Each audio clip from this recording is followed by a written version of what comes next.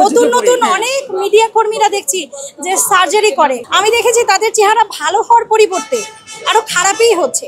এই ডক্টর আমার কোনো দায়ভার নিবে না, বলে এটা মাঝে মাঝে হয়ে যায়। উনি বলতেছে এটা কিছুই করার নেই, যেটা হয়ে গেছে গেছে। ওনার কতটুকু অধিকার আছে এই ধরনের চিকিৎসা পদ্ধতি উনি যেটা উনি করছেন, এটার উনি আইনগতভাবে আসলে কি যোগ্য, উনি কি এটা করতে পারে?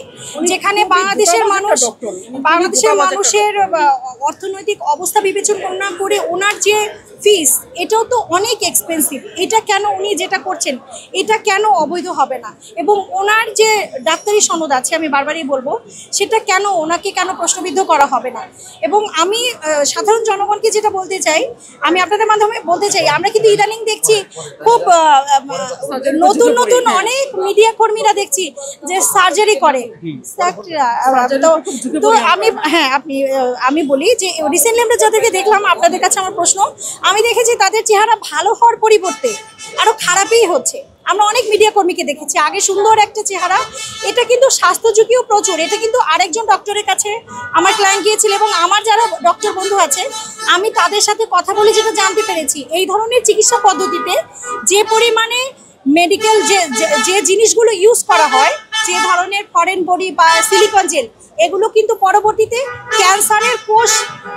ক্যান্সারের বিস্তৃতি ঘটানোর জন্য এই চিকিৎসা পদ্ধতি কিন্তু দায়ী। সো আমাদের কিন্তু সাধারণ মানুষ আমরা যারা আছি, আমাদের অবশ্যই সচেতন হতে হবে এবং ভিকটিম হওয়ার আগেই আমাদের এই ধরনের বিষয়গুলো এড়িয়ে চলতে হবে। এটাই কিন্তু আমার সবার প্রতি একটি, এবং অবশ্যই এই আসামিদের উপযুক্ত বিচারের আওতায় আনতে হবে। আমি ইউটিউবে ওনার ভিডিও দেখে যে অনেকে বোচা নাক সোজা হয়, অনেকে চেহারা ভালো করে চোখ বড় ঠিক করে, চোখ যদি গড়তে থাকে এটা ঠিক করে। তো ওনার ভিডিও দেখে আমারও মনে হলো কি যে আমার নাকটা একটু ভারী, আমার নাকটা আমি ঠিক করতে যাই। তো 6 মাস 1 বছর দেখার পরে 24 সালের মে মাসের 6 তারিখে আমি ওনার চেম্বারে যাই। যাওয়ার পর উনি বললো হ্যাঁ আপনি কী করতে হবে আমরা জানি। তো উনি খরচটা আমাদের জানিয়ে দিল যে কত টাকা খরচ লাগবে। তারপরে 6 মাস পরে আমি সব টাকা রেডি করে 3 মাসের মধ্যে সম্পূর্ণ টাকাটা আমি পেড করি। তো উনি আমাকে বলল যে এত টাকার রসিদ কিন্তু আমরা দিতে পারবো না, এত টাকার রসিদ যদি আমরা দেই তাহলে আমরা মানুষের চোখে পড়ে যাবো, আমরা এক ক্লায়েন্ট থেকে একটা পেমেন্ট নেই। তো যে উনি যেভাবে বলছে সেভাবে আমি কাজগুলি করার পরে আমি রাইনোপ্লাস্টিকের ডেট পড়লো আমার 28 তারিখে, ডিসেম্বরের 28 তারিখে, আর মে মাসের 6 তারিখে ওনার সাথে ফার্স্ট আমি মিট করি। তারপরে অপারেশন করার পরে 9 দিন পরে যখন আমার ব্যান্ডেজ খুলে, তখন দেখে আমার নাকের উপর সাইড কেটে ফেলেছে, উপরে শিলি, আমার নাকের উপরে শিলি। তারপরে ওনার কাছে আমি যাই যে আমার উপরে শিলি কেন? উনি বলতেছে কিছু হয়নি। আমি কিছু হয়নি মানে আমার এখানে তো শিলি, আপনার কিছু হয়নি মানে উনি ব্যাপারটা এড়িয়ে যাচ্ছে, আমাকে পাত্তা দিচ্ছে না কোনোভাবে, বা জিনিসটা পাত্তা দিচ্ছে না, কিছুই হয়নি আপনার এটা।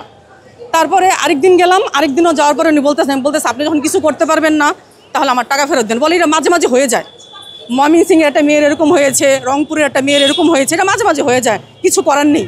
নাকের ভিতরে মানে রাইনোপ্লাস্টিক করতে যেয়ে উনি আমার নাকের উপরে ডাইন সাইড কেটে ফেলে তো আমার এটা ডাউন হয়ে গেছে। তারপরে উনি আমার ভিতরে সিলিকন দিয়ে দিয়েছে, যেটা কিনা ফিউচার আমার ক্যান্সার হওয়ার সম্ভাবনা আছে। আমি অন্য সার্জারি ডক্টরদের দেখিয়েছি, ওনারা এই কথাই বলছে, কিন্তু এই ডক্টর আমার কোনো দায়ভার নিবে না। উনি বলে আমার বিরুদ্ধে আপনি যে কোনো ব্যবস্থা নিতে পারেন, নিয়ে দেখান আপনি। উনি আমাকে মেয়ে মানুষ পেয়ে এই ধরনের অপমান, আমি ওনার শাস্তি চাই। উনি আমার অঙ্গহানি করেছে, আমার নাকের ভিতরে সিলিকন আছে, আমার মতো যেন এরকম আর কোনো মেয়ে প্রতারিত না হয়, ওনার সেন্টারের জন্য কেউ না যে প্রতারিত না হয়। আমি হয়তো আজকে ঢাকা শহর থাকি দেখে আমি একটা ব্যবস্থা নিয়েছি, কিন্তু যারা বিভিন্ন জেলা থেকে আসে এরা তো ব্যবস্থা নিতে পারবে, এরা তো এত দূর আসতে পারবে না চাইলো। এর জন্য আমি ওনার শাস্তি চাই, উনি আমার অঙ্গহানি করেছে।